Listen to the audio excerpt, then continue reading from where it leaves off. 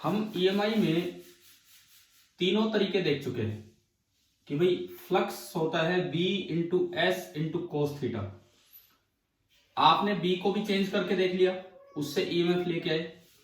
आपने लूप की एक साइड को या किसी तरह उसका एरिया चेंज करके देखा, आप उससे भी ईएमएफ लेके आए। एंड पिछली बार आपने थीटा भी चेंज करके देख लिया और उससे भी आप ईएमएफ लेके आए।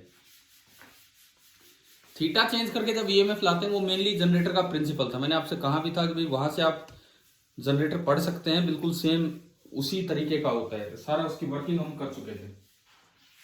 अब एक तो ये बताइए कि हमने आपको ये दिया था जो शायद डिस्कस तो नहीं हुआ होगा शायद, कि ये आपने इन दिनों में ट्राई किया कि नहीं किया, CPP 38 जो पिछला टेस्ट हुआ था, जो 3 बच्चों ने दिया था आपकी क्लास से, वो वाला।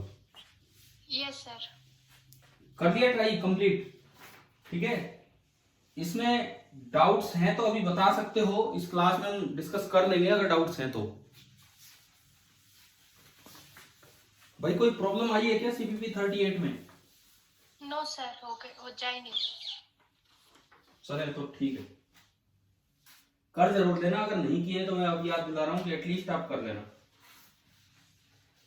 अब देखो कई बार जैसे इस तरह का क्वेश्चन आता है, इसको हटाते हैं हम। ना तो बी चेंज कर रहे हैं ना थीटा चेंज कर रहे हैं, लेकिन एरिया चेंज करने का एक दूसरा तरीका हम इस तरह से कर रहे थे कि भाई फ्लक्स चेंज करवाने का तरीका हमने ये लिया था कि एक फ्रेम की 3 वायर फिक्स कर दी और एक वायर को या तो चला रहे थे या घुमा रहे थे। इस तरह से शेप चेंज करके भी आप एरिया चेंज कर सकते हैं। यहां क्या है, शेप रेक्टेंगुलर ही है। आप इसको चला रहे हो, शेप रेक्टेंगुलर ही रहेगी। अगर उसको घुमा रहे हो, सेक्टर ऑफ ए सर्कल ही बना रहेगा। लेकिन कई बार क्या होता है, शेप चेंज करके भी फ्लक्स चेंज किया जाता है। तो आज की शुरुआत हम वहां से करते हैं। शेप चेंज करके अगर फ्लक्स चेंज करके ईएमएफ इंड्यूस पूछा हो तो कैसे किया जाए।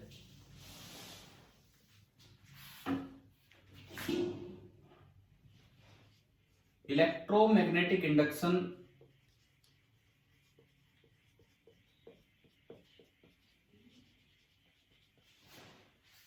by changing the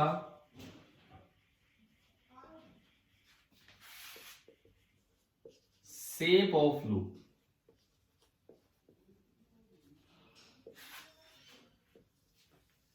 अगर आप केवल शेप ऑफ लूप चेंज करके ईएमआई करवाना चाहते हैं तो उसमें कैसे ईएमएफ इंड्यूस हम देखें। जैसे सपोज ये एक कंडक्टिंग फ्रेम है, एक स्क्वायर फ्रेम है।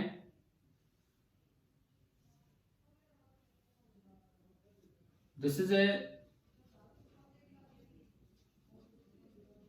स्क्वायर फ्रेम ऑफ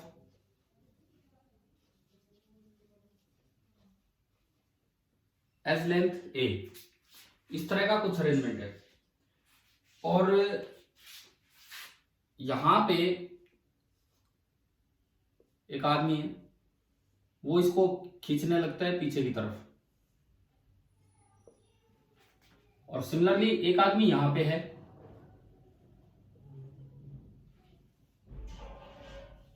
वो इसको अपनी तरफ खींच के ले जाने लगता है।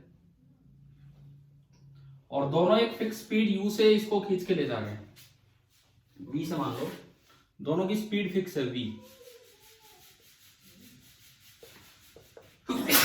मतलब दोनों कांस्टेंट स्पीड से चलने लगे और v कांस्टेंट है। तो आप बताओ शेप चेंज होगी या नहीं इस फ्रेम की? क्या स्क्वायर ही बना रहेगा? क्या बन जाएगा? स्क्वायर से हटके क्या बन जाएगा थोड़ी देर में? अभी मतलब रोड टाइप में। हाँ, स्क्वायर से बनेगा रोम्बस और रोम्बस से फाइनली एक रोड टाइप बन जाएगा, है ना? समझ गए? रोम्बस तो रहेगा क्योंकि एज लेंथ सारी बराबर है। और अब देखिए मैग्नेटिक फील्ड अंदर की तरफ हमने लगाया और ये जो B है ये हर जगह कांस्टेंट है। मतलब आप जिस तरह से इसको मूव करवा रहे हैं, आप स्क्वायर को कन्वर्ट करते जा रहे हैं किसमें? रोम्बस में।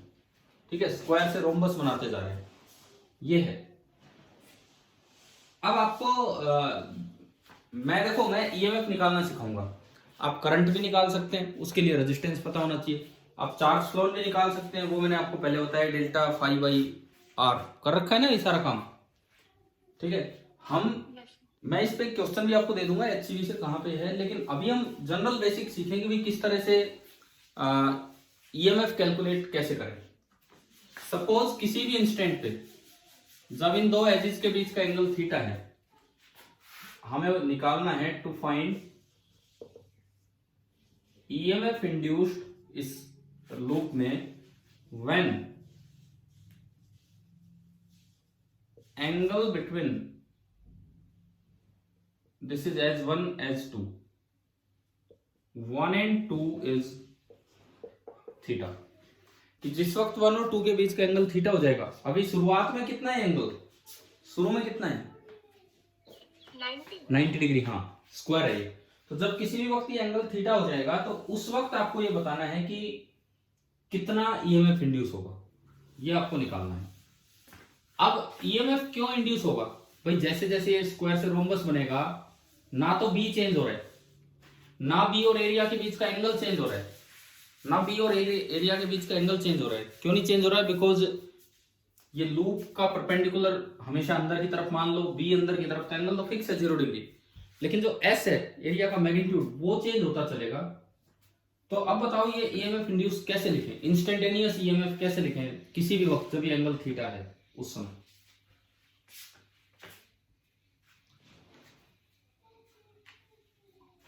अब तरीका तो सोचो कि भाई किस तरह मैं स्टार्टिंग करूं इस चीज की।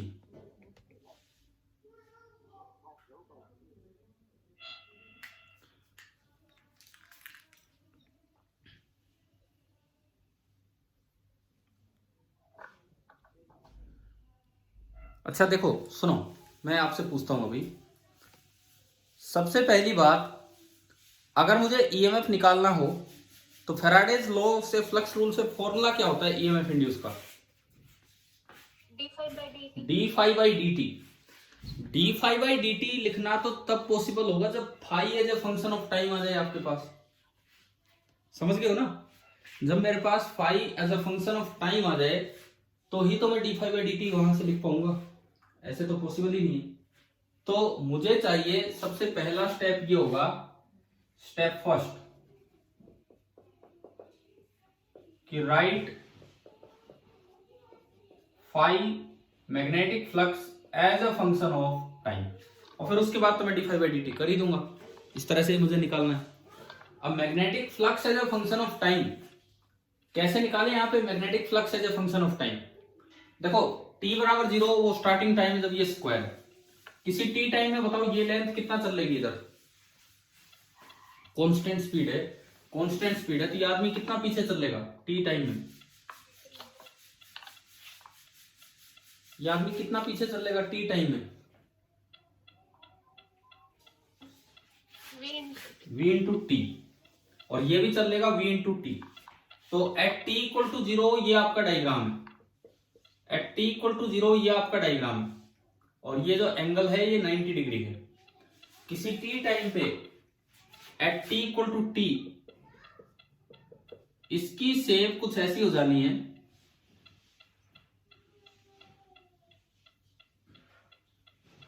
हाँ भाई शेप कैसे चेंज हुई समझ में आया, क्या होना है इसमें, एक रोम्बस बनता चलेगा और ये इस तरह से चेंज होगा। देखिए मैं इसी के कंपेयर करके, ऊपर वाले डायग्राम से कंपेयर करके बनाता हूँ ये डायग्राम।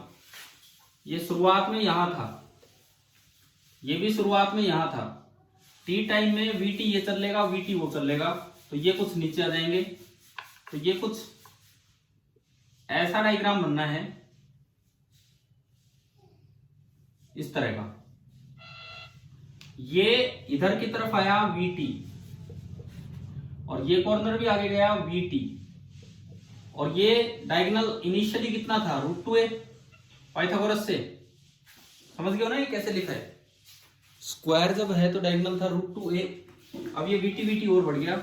अच्छा ये साइड लेंथ है a और ये साइड लेंथ है a, और इन्होंने बोला है कि जब थीटा एंगल है, इन दो साइड्स के बीच का एंगल जब थीटा है उस वक्त आपको ईएमएफ बताना है, तो उस वक्त आप फ्लक्स लिखो। मान लो t equal to t time पे ये एंगल थीटा है, तो अगर ये एंगल थीटा है तो मैंने इसको ज्वाइन कर दिया, तो ये ऊपर ऊपर का एंगल थीटा बाई 2 हो गया। हाँ भाई, आ रहा है समझ में? ठीक है। Yes. आप ये बताओ, एरिया ऑफ रोम्बस का क्या फॉर्मूला होता है? Area of rhombus half into diagonal है ना। तो डायगोनल तो थीटा की टर्म्स में हमें दिख ही रहे हैं। देखो ये एंगल a बाई 2 ना sorry theta by 2, hypotenuse a, तो ये कितना हो गया? ये लेंथ कितनी होगी? हाँ, a cos थीटा बाई 2। ऐसे ये उधर वाली भी हो जाएगी a cos थीटा बाई 2। तो एक डायगोनल तो कितना हो गया? एक diagonal 2a cos theta by 2। ऐसे ही दूसरा डायगोनल कितना हो जाएगा बताओ? Second diagonal 2a sin theta by 2। तो ये आपका एरिया आएगा किसी भी टाइम पे half into 2a cos of theta by 2 into 2a sin of theta by 2। 2 से 2 गया, क्लियर। और ये आपका बना a स्क्वायर अलग कर दो और इसके अलावा एक 2 बचा into sine theta by 2 into cos theta by 2। 2 sine theta by 2 और कोस थीटा बाई 2 क्या होता है? 2 sine theta by 2 cos theta by 2। Trigonometry का फॉर्मूला लगाएं, बताओ क्या होगा? Sine 2 theta. See waiting room मुझे होस्ट बना रखे क्या?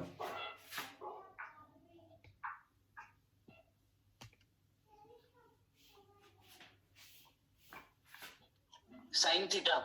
हाँ ठीक है। साइन 2 थीटा होता है 2 साइन थीटा कोस थीटा। तो sine theta by 2 cos theta by 2 और बार 2, तो ये हो जाएगा साइन ऑफ डबल एंगल यानी कि साइन थीटा। क्लियर।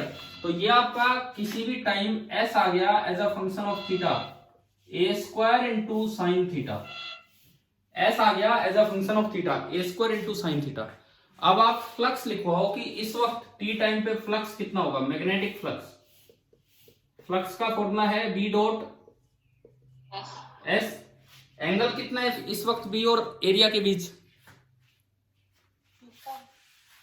0। थीटा नहीं है, थीटा तो कुछ और ही एंगल है। बी अंदर की तरफ, area perpendicular to the plane अंदर की तरफ, तो ये बनेगा फ्लक्स बनेगा बी का मैग्नीट्यूड तो बी है, एरिया का मैग्नीट्यूड इस वक्त है a square sine theta into cos of 0 degree, cos 0 1। तो मैग्नेटिक फ्लक्स आ गया किसी टाइम टी पे बी ए स्क्वायर इंटू साइन थीटा। आप ये बताओ पहला स्टेप समझ में आया कैसे लिखा हमने? सर ये रिपीट कर दो। कहां से? कौन सा पार्ट रिपीट करूं? ये एरिया कैसे लिखा है ये? सर ये 5 इज इक्वल टू b। ये ठीक है, सुनो फ्लक्स कैसे लिखा हमने, सुनिए आप। इस वक्त बी किधर है? अंदर।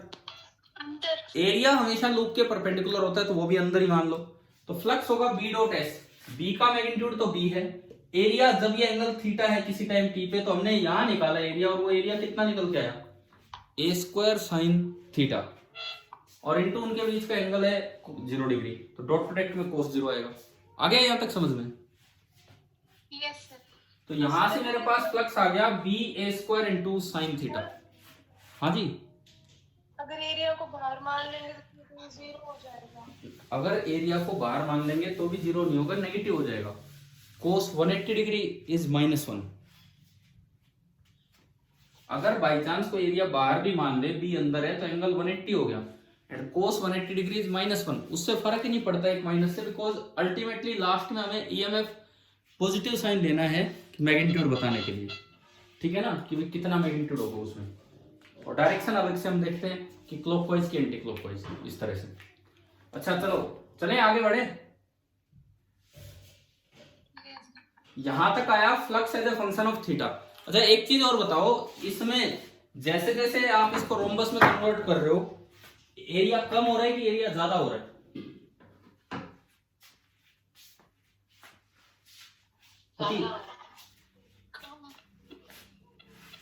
एरिया कम हो रहा है कि ज्यादा हो रहा है? यहां से देखो, यहां से एरिया किसी भी एंगल थीटा पे आ रहा है a square sine theta. Sine theta की मैक्सिमम वैल्यू कितनी होती है? 1। कब होती है 1? कब, कितने एंगल पे? 90 डिग्री पे। तो जब शुरू में एंगल 90 डिग्री था तब तो एरिया मैक्सिमम था, और कुछ भी एंगल जाएगा तो एरिया कम हो रहा है कि ज्यादा हो रहा है? बताओ। कम हो रहा है। तो लेंज लो लगा के बताओ कि इसमें करंट क्लॉकवाइज आएगा कि एंटी क्लॉकवाइज आएगा, जो भी करंट आएगा।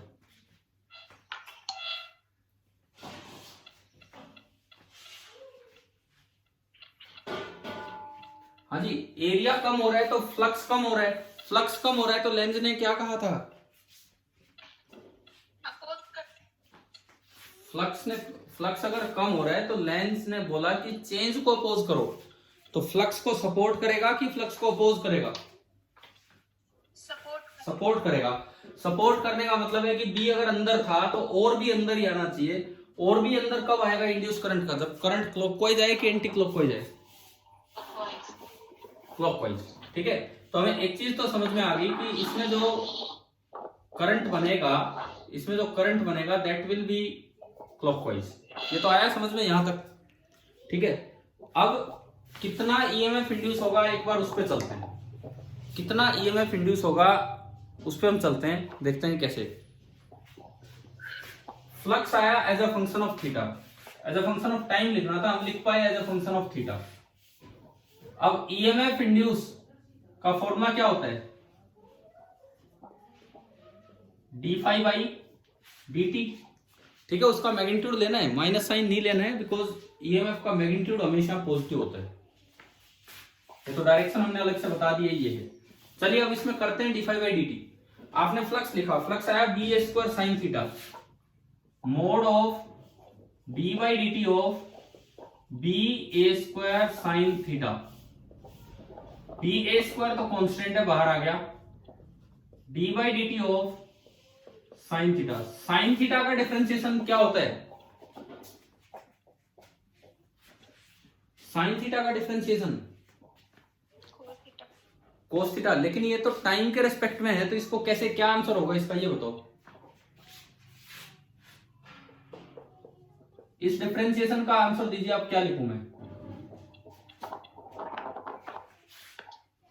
कोस theta into d theta by d T. क्या चेन रूल आता है हमें? बताओ, ये सभी को क्लियर है ना? ये साइन थीटा का ये डिफरेंशिएशन कैसे लिखा मैंने? ठीक है, अब देखो कोस थीटा पॉजिटिव है क्योंकि एंगल एक्यूट एंगल है, तो कोस थीटा पॉजिटिव मोड से बाहर आ जाएगा। तो जो ईएमएफ आया वो आया B A square cos theta into mod of d theta by d t. एक बार ये बताओ कि यहां तक ये स्टेप समझ में आ गए कि नहीं? ईएमएफ कितना इंड्यूस होगा? ठीक है, अब एक आखिरी चीज रहेगी इसमें कि थीटा और टाइम, ये D theta by d T कहां से निकाल के लाए? कई बार तो बच्चे इसको यही छोड़ जाते हैं, बोले बस हो गया, इस पे ध्यान नहीं जाता। साइन थीटा का सीधा लिखा कोस थीटा, काम खत्म, और बी ए स्क्वायर कोस थीटा, जबकि आंसर बी ए स्क्वायर कोस थीटा नहीं होगा, into d theta by d t हो रहा है। अब d theta by d t निकालना है। अब मेरा टारगेट है कि find modulus of d theta by d T.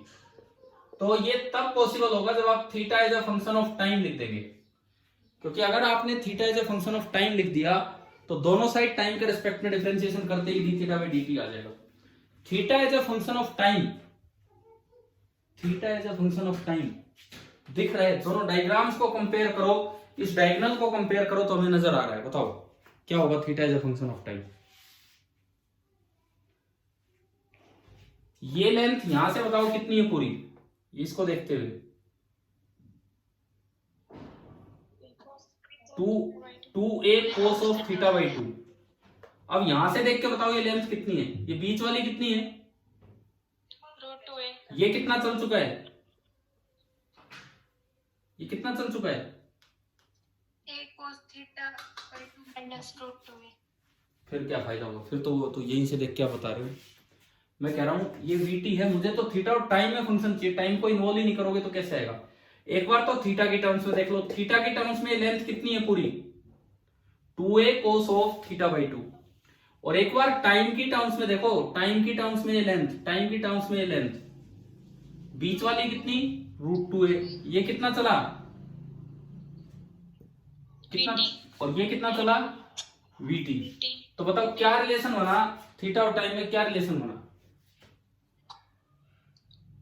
2√2 VT और इसके इक्वल टू 2√2 वीटी। ये क्या था? 2√2 वीटी। बोलो एक बार रिलेशन बोलो, यहां से देख के क्या लिखूं मैं थीटा और टाइम में? √2a + 2 वीटी हाँ, √2a plus 2 vt is equal to कितना? लिखिए इक्वल रख दो 2a cos theta by 2a cos of theta. थोड़ा ये सीखो इन चीजों को, बिकॉज मैं कह रहा हूँ यहाँ के बच्चे अटक जाते हैं और बस यहीं पे काम खत्म, जबकि हमें डी थीटा बाई डी और लाना होगा। डी थीटा बाई डी लाने के लिए थीटा और टाइम में रिलेशन चाहिए। तो एक बार थीटा की टर्म्स में डायगोनल लिखा, एक बार टाइम की टर्म्स में डायगोनल लिखा और दोनों को इक्वेट कर दिया। तो अल्टीमेटली मेरे पास टी और थीटा में एक रिलेशन आ गया। अब मुझे चाहिए D theta by d t, तो दोनों साइड आप टी के रेस्पेक्ट में डिफरेंशिएशन कर दो, दोनों साइड टी के रेस्पेक्ट में डिफरेंशिएशन कर दो, अपने आप ही आ जाएगा। कैसे? देखिए, इस इक्वेशन को differentiating both the sides with respect to t, √2a variable है कि कांस्टेंट है? √2a this is a constant, ये तो फिक्स लेंथ है √2a। इसका डिफरेंशिएशन 0। 2vt का डिफरेंशिएशन बोलिए with respect to t, v एक कांस्टेंट है। बोलो जल्दी जल्दी बोलो, 2vt का differentiation with respect to t, v एक कांस्टेंट है तो 2v बाहर आ जाएगा और dt बाई dt कितना हो जाएगा? हाँ, ओनली 2v। इसका डिफरेंशिएशन t के रेस्पेक्ट में, तो पहले थीटा के रेस्पेक्ट में कर लो और into d theta by dt। तो पहले आप थीटा के रेस्पेक्ट में बोलिए क्या आएगा? थीटा के रेस्पेक्ट में 2a तो कांस्टेंट है, 2a तो कांस्टेंट है, बाहर आ गया। cos थीटा बाई 2 का क्या होगा? cos थीटा बाई 2 का क्या होगा? Minus sine theta by 2। ये होगा minus of sine theta by 2 and इसके अलावा आ जाएगा D by d t of theta by 2। इसके अलावा ये हो रहेगा। अब बताओ, ये आया समझ में चेन रूल? Yes sir. ठीक है। अब देखो, इस 2 से ये 2 कैंसिल हो गया, एक 2 से 2 कैंसिल हो गया। थीटा बाई 2 का डिफरेंशिएशन क्या होगा? इधर तो बचा v is equal to minus a sine of theta by 2 into half बाहर आएगा और into d theta by d t. तो मुझे जो चाहिए था d theta by d t चाहिए था, तो यहां से मेरे पास d theta by d t आ गया। D theta by d t half constant था इसलिए बाहर आया। देखो, एक तो हाफ ऊपर गया 2v, अरे इस 2 को मत भेज देना ऊपर, ये समझ रहे हो? ये जो 2 है ये तो साइन के साथ है, इसको ऊपर मत भेज देना, ये तो एंगल के साथ। लेकिन ये 2 अलग है तो वो ऊपर गया, एक माइनस इधर गया, अपॉन क्या बचा बताओ? Minus 2v upon a sine of theta by 2। इस d theta by d t का मोड कितना होगा? Modulus of d theta by d t 2v upon a into sine of theta by 2। ये उसमें पुट करो जहां जाके हम रुके थे, ये इसमें आप पुट कीजिए जहां जाके आप रुके थे। तो ईएमएफ इंड्यूस किसी भी वक्त आया ba² into cos theta into mod of this, तो मोड ऑफ दिस आपने लिखा तो into 2v upon a sine of theta by 2। एक ए से एक ए कैंसिल, तो ईएमएफ का आंसर आया 2 times BAV cos theta upon sine of theta by 2। और इसकी वैल्यू बार बार चेंज होती रहेगी क्योंकि ये थीटा पे डिपेंड कर रहा है और थीटा वेरिएबल। आप बताओ, क्या ये ईएमएफ निकालना आ गया कि नहीं? शेप चेंज करके अगर लिखना हो तो कैसे लिखते हैं? Yes sir. ठीक है। एक जो इसमें खास पॉइंट था वो यही था कि D theta by d T कैसे निकालें। पहली बात तो यहाँ पहुंचो, कई तो ये मैं कह रहा हूँ चेन रूल ही नहीं लगाते, सीधा खत्म कर देते हैं। अगर आप यही खत्म कर देते तो आप ईएमएफ का आंसर इतना दे आते ba² कोस थीटा, जबकि ba² कोस थीटा नहीं है। ईएमएफ का आंसर तो ये आया है 2BAV cos theta upon sine of theta by 2। दूसरी बात, D theta by d T निकालने के लिए आपको ये सोचना होगा कि थीटा और टाइम में रिलेशन चाहिए। अब थीटा और टाइम में अगर रिलेशन चाहिए आपको तो उसके लिए हमने एक बार इस डायगोनल को थीटा के टर्म्स में देखा और एक बार ऊपर से टाइम के टर्म्स में। चलो क्लियर हुआ ना, मैं इसको अप्लाई करवाऊंगा आपसे ये चीज अभी। भाई इसमें कोई डाउट है किसी को तो एक बार पूछ लीजिए दोबारा। अब आप HC वर्मा बुक निकालिए, आपके पास होगी घर पे सभी के पास। पेज नंबर 306 निकालो, page number 306। Sir page number कौन सा? लिखता हूं मैं, अभी आप निकालिए HCV पेज नंबर 306, 306। क्या इस पेज पे आपको ऐसा डायग्राम नजर आ रहा है कहीं किसी सवाल में? सर पार्ट सेकंड है ना? हाँ पार्ट सेकंड, उसी में तो है EMI। HCV पार्ट सेकंड में पेज नंबर 306 निकालें और अपने आप देख के बताओ किसी सवाल में ऐसा डायग्राम नजर आ रहा है तो।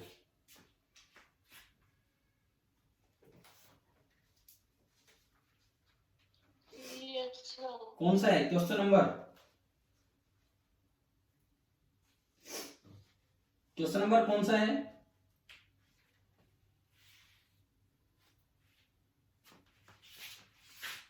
क्वेश्चन नंबर 13 में मिल गया आपको?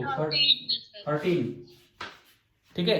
एक बार हम पढ़ते हैं इस चीज को क्या है। देखिए question number 13 HCV part second एक अच्छा सवाल है, बिकॉज ये इसकी डायरेक्ट एप्लीकेशन है जो हमने अभी सीखा है।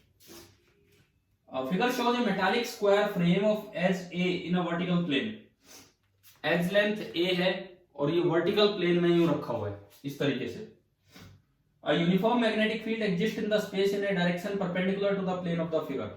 हमने जैसे इसमें B माना था अंदर की तरफ, perpendicular to the plane of the figure, यहाँ पे मैग्नेटिक फील्ड है अंदर की तरफ। उसके बाद two boys pull the opposite corners of the square to deform it into a rhombus। यही सेम केस, इसको खींच रहे हैं rhombus बनाने के लिए। They start pulling the corners at t equal to 0। हमने वो टाइम इनिशियल टाइम ये माना था जब ये स्क्वायर था, इस वक्त इन्होंने खींचना स्टार्ट किया। And display at the corners at a uniform speed u। हमने जिसको v बोल दिया उस स्पीड को इस सवाल में u बोला गया कि कांस्टेंट स्पीड u से दोनों इसको लेके जा रहे हैं। पहला option, find the induced EMF in the frame at the instant when the angle at these corners reduce to 60 degree. आपको उस वक्त ईएमएफ इंड्यूस बताना है जब ये एंगल 60 डिग्री हो गया था। बताओ कैसे करें?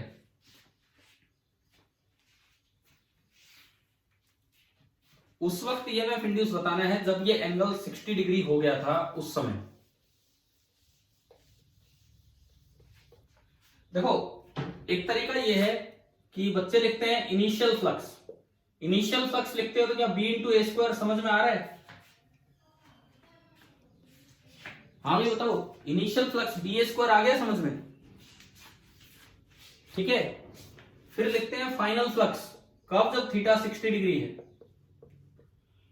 तो वो है b इंटू एरिया। एरिया आपको ध्यान हो, एरिया ये आया था क्या? बताओ एक बार, एरिया ये आया था ए स्क्वायर इंटू साइन थीटा, है ना? किसी भी थीटा एंगल पे एरिया आया था ये और इंटू कोस 0। तो थीटा 60 डिग्री इसमें रखोगे तो b into a square into sine 60 degree कितना होता है? Sine 60 degree root 3/2 under root 3/2। Phi initial निकाल लेते हैं, फाई फाइनल निकाल लेते हैं, फिर वहां से डेल्टा फाई भी निकाल लेते हैं। डेल्टा फाई यहां से डेल्टा फाई भी निकाल लेते हैं और डेल्टा फाई आ जाता है बी ए square common under root 3/2 minus 1। फिर डेल्टा टी कैसे निकालें? कितना टाइम लगा होगा थीटा को 60 डिग्री होने में? थीटा को 60 डिग्री होने में कितना टाइम लगा होगा? उसके लिए मैंने थीटा और टाइम में एक रिलेशन लिखा था। हाँ जी, थीटा और टाइम में एक रिलेशन लिखा था आपने। दोनों डायगोनल्स को कंपेयर करके ऊपर से देखा तो 2ut प्लस रूट 2a और नीचे से देखते हो तो 2a cos of theta by 2। हाँ जी बताओ, आ गया ना ध्यान? ये रिलेशन अभी लिखा था हमने, वो v की जगह मैंने u कर दिया, क्वेश्चन में u दिया है। तो थीटा 60 रखोगे तो टाइम कितना होगा यहां से निकलेगा। थीटा 60 रखा, कोस 60/2 30, कोस 30 कितना होता है √3/2, 2 से 2 गया तो इधर a√3 बचा, इधर a√3 बचा माइनस a√2 उधर जाके, तो a कॉमन √3 माइनस √2, तो टाइम आ गया √3 minus √2 into a upon 2u। ये डेल्टा टी आया कि भाई कितना टाइम लगा होगा इतना होने में। आप बताओ डेल्टा फाई और डेल्टा टी निकल गए, यस सर। ठीक है। Yes sir. और यहां अगर मैं एलसीएम लूं डेल्टा फाई में तो √3 माइनस 2 अपॉन 2। अब इसके बाद मुझे लिखना है ईएमएफ, तो हम कर देते हैं कि delta phi by delta t, EMF induce that is delta phi by delta t. तो डेल्टा फाई आपने लिखा BA² इंटू 2 से 2 कट लेगा ये, √3 minus 2 divided by delta T लिखेंगे तो √3 माइनस √2 इंटू ए, एक ए से एक ए भी गया, तो ईएमएफ इंड्यूस आ गया √3 minus 2 upon √3 minus √2 into B a. पहले तो यार ये बताओ क्या ये समझ में आया कि नहीं आया? आ गया सर। अब एक बार अपना आंसर देखो, बुक आपके पास है तो आंसर देखो फर्स्ट पार्ट का।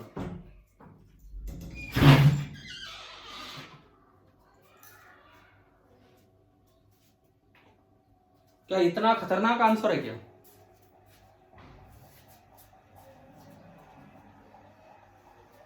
हाँ जी बताओ।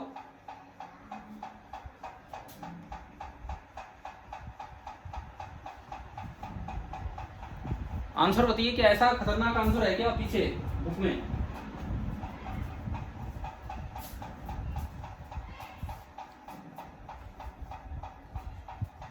बोलो आंसर क्या दिया है पीछे? 2BAV।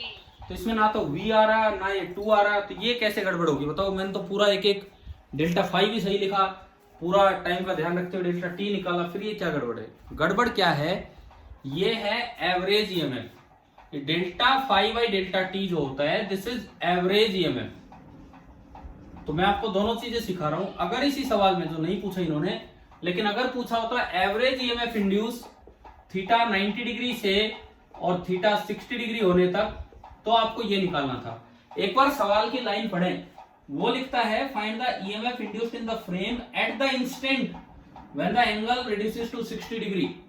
तो ये कौन सा ईएमएफ पूछा है? इंस्टेंटेनियस पूछा है कि एवरेज पूछा है? इंस्टेंटेनियस ईएमएफ कभी भी delta phi by delta t से नहीं निकलेगा।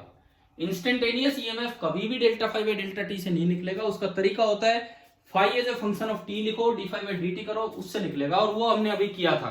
इंस्टेंटेनियस ईएमएफ क्या आंसर आया था अभी थोड़ी देर पहले हमारा? ये आ रहा था 2BAV cos theta upon sine of theta by 2। अब देखिए अब आएगा इंस्टेंटेनियस का आंसर। किस वक्त ईएमएफ पूछा है, एंगल कितना लेना है? 60 डिग्री। इसमें रखो थीटा की जगह 60, तो ये बना 2BAV cos 60 degree upon sine 30 degree theta by 2। cos 60 कितना होता है? हाफ, एंड साइन 30, तो ये दोनों कैंसिल हो गए और ये आंसर कितना आ गया? 2BAV। अब बताओ ये सवाल आया कि नहीं आया समझ में? आ गया सर। मोस्टली स्टूडेंट से मिस्टेक कर जाते हैं इसमें, और डेल्टा फाई लिख लेते हैं, डेल्टा टी लिखना मुश्किल हो जाता है, और लिख भी देंगे तो उससे क्या होगा, ये तो कुछ और ही निकलेगा।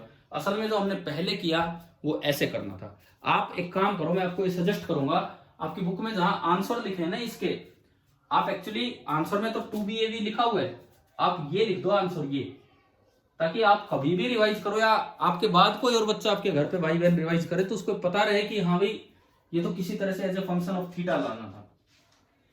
आंसर वाले पेज पे है जगह, वहां 13th के सामने बिल्कुल जगह है, तो आप ए पार्ट डाल के और ई बराबर ये आंसर लिख दो वहां पे। लिख दिया?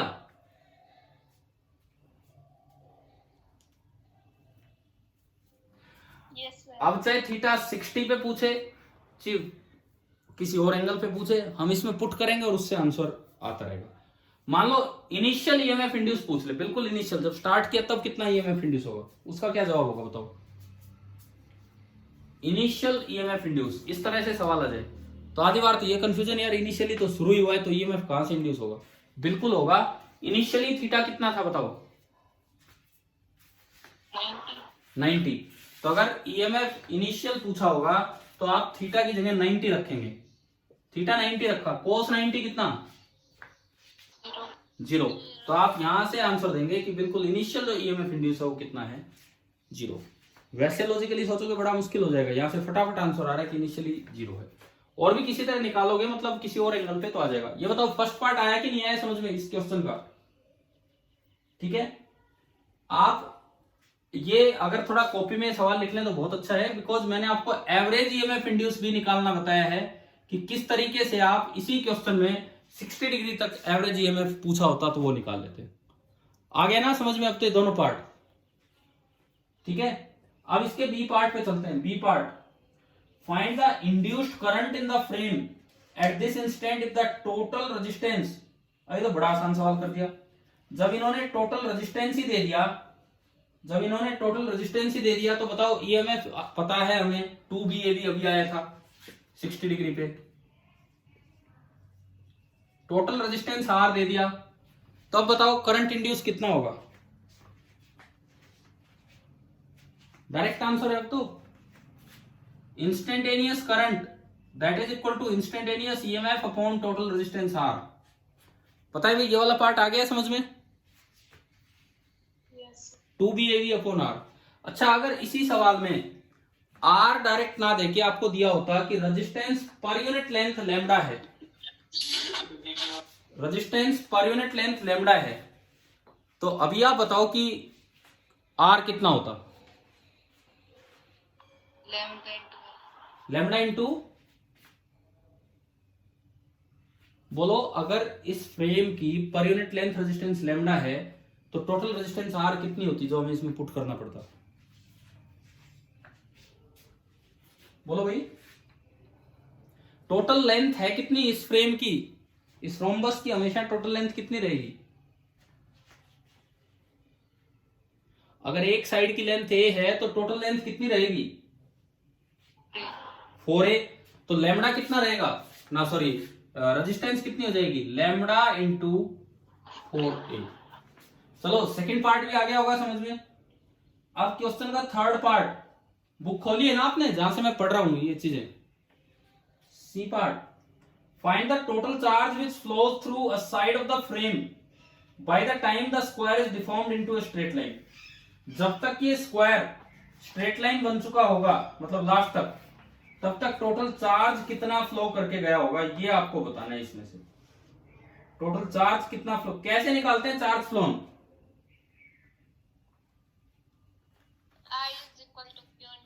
ना ना ना ना ना I is equal to Q into t तो आपको लगाना ही नहीं है, I is equal to Q into t तो होता ही नहीं है, क्यू बाई टी होता है वैसे तो, Q is equal to I into t होता है, परंतु वो तब लगता है जब करंट कांस्टेंट हो। यहाँ EMF as a function of theta है तो करंट भी as a function of theta होगा, तो वेरिएबल करंट होगा, तो इससे तो होगा नहीं आई इंटू टी से। और बताओ डेल्टा फाई का यूज करके मैंने क्या बताया था, चार्ज फ्लो कैसे निकालते हैं, चार्ज फ्लो कैसे निकालते हैं।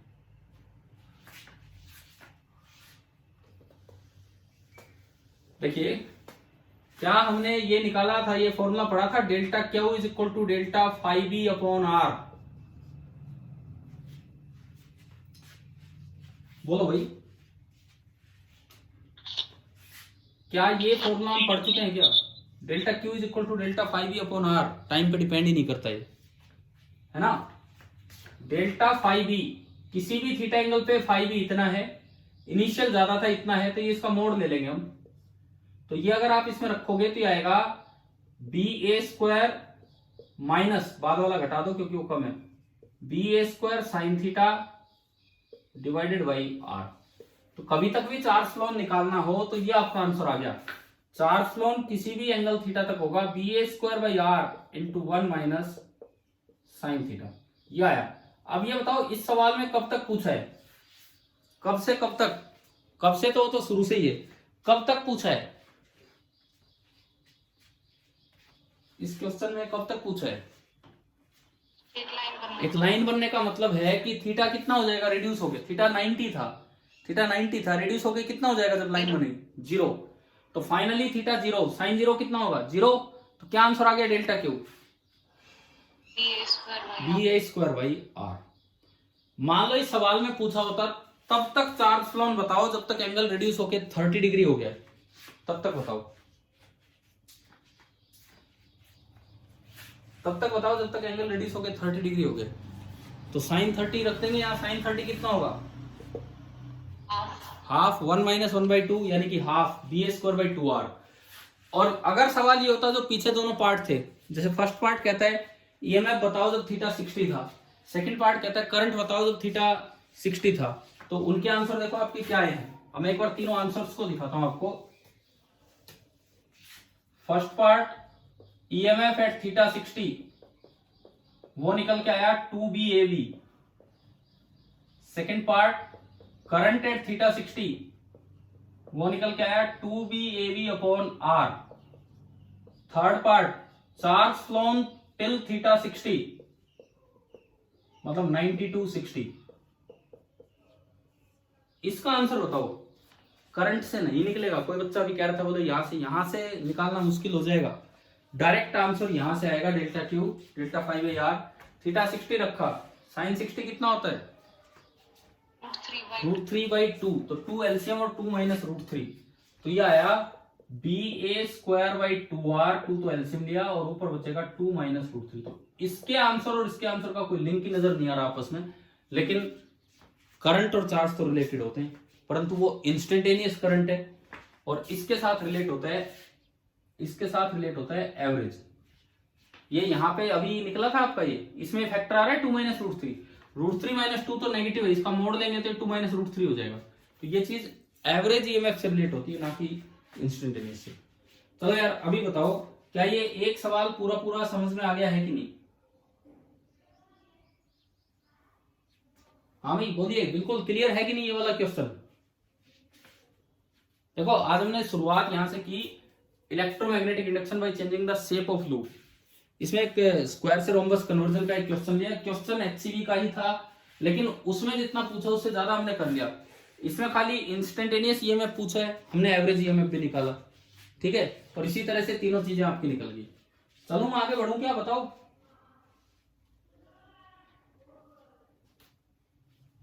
हाँ भाई क्लियर हो गया कि नहीं है? ठीक है। अब देखो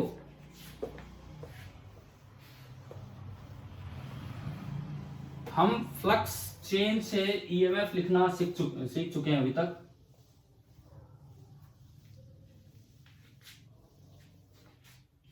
चार दिन मैंने आपको कोई खास काम भी दिया नहीं, जानबूझ के कि भी चलो कोई बात नहीं, आपकी छुट्टियां चल रही हैं, पूरे 2-3 महीने हो गए थे आपको वैसे भी पढ़ते पढ़ते। अब इसमें आज से हम कुछ आपको होमवर्क भी देना स्टार्ट करते हैं ईएमआई का, जो आप काम करना स्टार्ट कर देंगे। अभी जैसे मेरे सामने एचसीवी बुक खुली हुई है, तो एचसीवी में अच्छा मैंने कुछ सवाल आपको एनसीईआरटी के भी दिए थे, क्या वो सारे कर लिए आपने? सोल्ड एग्जाम्पल और एक्सरसाइज कुछ करने को दिए थे भाई, बताओ। उस दिन लास्ट क्लास में जो होमवर्क दिया था एनसीईआरटी से, मैंने केवल इंडक्टेंस के पार्ट्स छोड़ के बाकी आपको सारा कुछ पढ़ने को दिया था, ठीक है। अगर नहीं किए हैं तो आज कर लेना, क्योंकि अब अगले इस वीक हमें ईएमआई यूं लगा लो पूरा कर लेना है। इस वीक पूरा कर लेना का मतलब आपको साथ साथ दो चीजें और कर लेनी है। एचसीवी का ये जो चैप्टर जो अभी चल रहा था, जिसका एक सवाल हमने लिया, और एक चैप्टर एनसीईआरटी का। आप एक बार ये दो चीजें पूरी कीजिए, मैं ईएमआई आपका इतना अच्छा हो जाएगा। इसके बाद आप आपके पास जो बुक्स है हर एक बच्चे के पास वो रहती है रतन वाली, इसके बाद आप एक बार ईएमआई अगर उसमें सेपरेट चैप्टर हो तो वहां से ट्राई करना, फिर देखना आप फटाफट सवाल होंगे तो कितना अच्छा आपको लगेगा। लेकिन पहले ये नहीं, पहले अपने ये दो पार्ट पूरे कीजिए, एचसी वर्मा और एनसीईआरटी, ठीक है। चलिए हम आगे बढ़ते हैं नेक्स्ट टॉपिक। इंडक्टेंस से पहले एक लास्ट टॉपिक लगा लो, that is eddy current.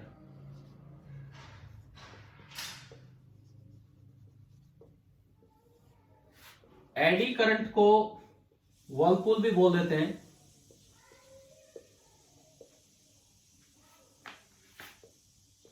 Hindi इसकी होती है भंवर धाराएं, क्योंकि एक भंवर की तरह ये करंट बनता है। हिंदी में वैसे ही बता रहा हूं आपको, क्योंकि ये एक भंवर की तरह, वर्लपूल एक वॉशिंग मशीन का भी कंपनी का नाम है, तो ये उसी तरह से जैसे वॉशिंग मशीन में चीजें घूमती हैं उसी तरह से होता रहता है। इनको फौकॉल्ट करंट भी बोल देते हैं। फौकॉल्ट करंट, इसके जो डिस्कवरी जिसने की थी, जिसने इसका पता लगाया था कि ये भी कोई करंट होते हैं, उसके नाम पे इसका नाम दिया जाता है फौकॉल्ट करंट। आप एक बार ये बताओ कि पीछे किसी क्लास में ये शायद डिस्कस नहीं हुआ है ना, एडी करंट? ठीक है। एडी करंट होते क्या है? ये इफेक्ट जो है फौकॉल्ट ने ढूंढा था कभी, और इनको नाम दिया गया एडी करंट। एडी करंट का क्या मतलब है? अभी तक हम ईएमएफ इंड्यूस करवाते रहे एक लूप में ईएमएफ इंड्यूस हुआ, उससे करंट फ्लो किया, ये सब। लेकिन अगर ऐसे सेपरेट कोई लूप नहीं है, पूरा बल्क मैटर है, बल्क मैटर मतलब पूरी एक प्लेट है, और उसमें से अगर मैग्नेटिक फ्लक्स चेंज हो रहा है तो उसमें अपने आप स्विंगिंग करंट्स बन जाते हैं, उनको नाम दिया जाता है एडी करंट। इनका मतलब है currents induced in bulk matter of conductor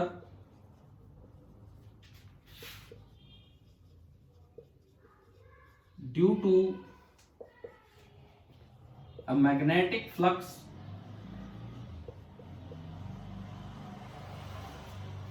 varying with time. Due to a magnetic flux varying with time.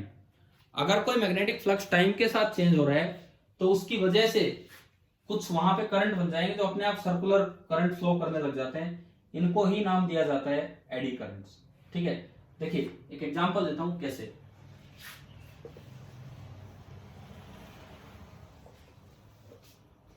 जैसे मान लीजिए कि यहां पे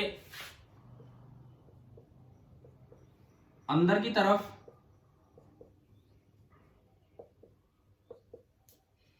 मैग्नेटिक फील्ड लगा रखा है बी, इस इतने इलाके में। कैसे लगाया होगा? कोई यू शेप मैग्नेट ले लिया, उसका नॉर्थ पोल इधर है, साउथ पोल पीछे है, तो मैग्नेट के बाहर फील्ड की डायरेक्शन हो जाती है नॉर्थ से साउथ। तो ये आपने एक मैग्नेटिक फील्ड लगाया बी। अब सपोज कोई एक बल्क मैटर है, एक बड़ी सी प्लेट है, और ये लूप नहीं है। एडी करंट जब होंगे वहां पूरा मटेरियल होगा, डिस्क है पूरी, ये है। अब यूं बताओ, जब ये इसमें एंट्री लेगी, जब ये इसमें एंटर होने लगेगी, तो एंटर होने से पहले मैग्नेटिक फ्लक्स कितना है इस लूप में से, इस फ्रेम में से 0, बाहर है तो 0। जब ये इसके अंदर आने लगेगी तो फ्लक्स बढ़ेगा या कम होगा? जैसे जैसे ये इसके अंदर आने लगेगी, फील्ड लाइन इसको क्रॉस करेंगे, अभी पूरी एंट्री नहीं है, इंक्रीज होगा। जैसे जैसे इसके अंदर आने लगेगी, मैग्नेटिक फ्लक्स इसमें से इंक्रीज होगा। ठीक है, मैग्नेटिक फ्लक्स इंक्रीज होने का मतलब है लेंथ के अकॉर्डिंग इस तरह से करंट बनता चलेगा। देखो थोड़ी देर बाद ऐसा हुआ, ये अभी पूरा बस इसके अंदर होने वाला, भी हुआ नहीं, इस तरह से ये है। अब बताओ, फ्लक्स इंक्रीज हो रहा है, फ्लक्स अगर इंक्रीज हो रहा है तो किस तरह से करंट आएगा? फ्लक्स को डिक्रीज करने के लिए कि इंक्रीज करवाने के लिए? डिक्रीज का मतलब है कि जिधर भी अप्लाइड है, इंड्यूस्ड करंट का भी उससे अपोजिट होगा। तो आप बताओ, बी अप्लाइड अंदर है तो इंड्यूस्ड करंट का भी बाहर होना चाहिए, तो करंट क्लॉकवाइज फ्लो करेगा कि एंटी क्लॉकवाइज? हाँ, यूं ये करंट जो है ये एंटी क्लॉकवाइज फ्लो करने लग जाएगा। ये इस तरह से करंट बन जाएंगे, इस तरह से। अब ये फ्रेम नहीं है, पूरा कंडक्टर है, तो अपने आप सर्कुलर करंट्स फ्लो करने लग जाते हैं। इन्हीं करंट्स को हम नाम देते हैं एडी करंट। अच्छा यूं बताओ, एक बार जब ये पूरा इसके अंदर होगा तब करंट होगा कि नहीं होगा? ये घूम रहा है, पूरा इसके अंदर है, तब करंट। क्या अब फ्लक्स में कोई चेंज हो रहा है जब ये इधर से इधर आया तो, इधर से इधर आया तो? जब ये लूप इधर से इधर आया, ये फ्रेम, इस डिस्क, तो क्या इसमें फ्लक्स चेंज हुआ है क्या? अंदर एंट्री होने के बाद जब ये इस कॉर्नर तक आएगा, पूरा फील्ड में चल रहा है, तो क्या मैग्नेटिक फ्लक्स चेंज हो रहा है क्या इसमें से? इधर था, एक बार एंटर हो चुका, मैं उसके बाद की बात कर रहा हूं। इधर था जब भी पूरा अंदर है, इधर था जब भी पूरा अंदर है, तो क्या फ्लक्स चेंज हुआ है इस दौरान? हाँ जी, जवाब दो। जब तो चेंज नहीं होगा ना, जब पूरा इसके अंदर है तब तो चेंज नहीं होगा। अगर चेंज नहीं होगा तो इंड्यूस्ड करंट कितना हो जाएगा बीच के दौरान? 0। और जब ये बाहर निकलने लगेगा, जब ये इसमें से बाहर निकलने लगेगा, अब बताओ फ्लक्स क्या हो रहा है? डिक्रीज हो रहा है, इंक्रीज हो रहा है? डिक्रीज हो रहा है। तो लेंज लॉ के अकॉर्डिंग फिर से करंट आएगा, लेकिन इस बार सपोर्ट करने के लिए आएगा। सपोर्ट करने का मतलब है कि उसका भी अंदर होना चाहिए, उसका भी अंदर की तरफ होना चाहिए। तो बताओ कैसे होगा ये? क्लॉकवाइज। तो अब दोबारा से एडी करंट्स बनेंगे और वो आपके हो जाएंगे क्लॉकवाइज। तो ये बताओ एडी करंट इस एग्जांपल से समझ में आया क्या होता है? ठीक है। अगर ये फ्रेम होता तो उसमें एडी करंट नहीं बोलते हम, वो तो सिंपल EMI है और ये है। बल्क मैटर में जब ये करंट अपने आप सर्कुलर बनते हैं उनको बोलते हैं एडी करंट। अगर ये बाहर का केवल फ्रेम होता, लूप होता, तो इसको एडी करंट नाम नहीं दिया जाता। अब एक बार अपनी बुक में, एनसीईआरटी बुक में पेज नंबर 218 निकालो। एनसीईआरटी बुक पेज नंबर 218, ये आप निकालिए, पेज नंबर 218।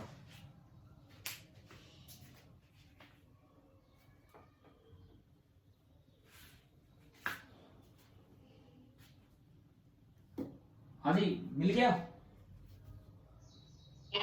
अब इसमें जो ऊपर डायग्राम है 6.13, वो डायग्राम देखो। वो पहली बात तो ये फील्ड क्रॉस वाला कैसे बनेगा उन्होंने वो दिखाया कि मैग्नेट का नॉर्थ पोल बाहर ले लो और मैग्नेट का साउथ पोल पेपर के पीछे ले लो। तो मैग्नेट के बाहर एक फील्ड होती है नॉर्थ से साउथ, मैग्नेट के अंदर तो होगी साउथ से नॉर्थ, लेकिन मैग्नेट के बाहर नॉर्थ से साउथ। अब उसमें आप देख सकते हो कि जब वो लूप एंट्री कर रहे हैं तो उसमें करंट एंटी क्लॉकवाइज बना है उसको अपोज करने के लिए, और जब वो लूप बाहर निकल रहे हैं तो उसमें करंट सपोर्ट करने के लिए आया क्लॉकवाइज, और बीच में कोई करंट नहीं आएगा जो इस डायग्राम में नहीं दिखाया गया। अभी आप बताओ क्या ये समझ में आ गया है कि नहीं? ठीक है। डायरेक्शन दोनों बार अपोजिट है, एंट्री करते टाइम एंटी क्लॉकवाइज और बाहर निकलते टाइम क्लॉकवाइज। तो एडी करंट क्या होते हैं पहले तो ये समझाएं, क्या एडी करंट क्लियर है कि नहीं है? ठीक है। अब एडी करंट कई बार फालतू का हीट लॉस करवा देते हैं, क्योंकि बहुत बार ऐसा होगा कि मेटल को यूं मूव करना पड़ता है और फालतू का एडी करंट आ जाते हैं जिससे हीट लॉस होता है। तो उसको अवॉइड करना वैसे यूजफुल भी है कई जगह। इसके एडवांटेज नीचे दिए हैं जो आप आज इस क्लास के बाद पढ़ेंगे। इसी पेज पे नीचे लिखा है eddy currents are used to advantage in certain applications like 1 2 3 4। मिल गया इसी पेज पे नीचे 4 एडवांटेज एडी करंट की। ये एक थ्योरेटिकली ये 4 बातें आपको याद रखनी है फॉर योर बोर्ड एग्जाम। ये चीजें आ सकती हैं कि एडी करंट का यूज कहां कहां करवाया जाता है। अच्छा, ये चीज हम तो डिस्कस करेंगे अगली क्लास में, लेकिन मैं अभी आपको ये सिखा देता हूं कि इसको कम कैसे किया जाता है। इसको कम करने का तरीका होता है कि यूज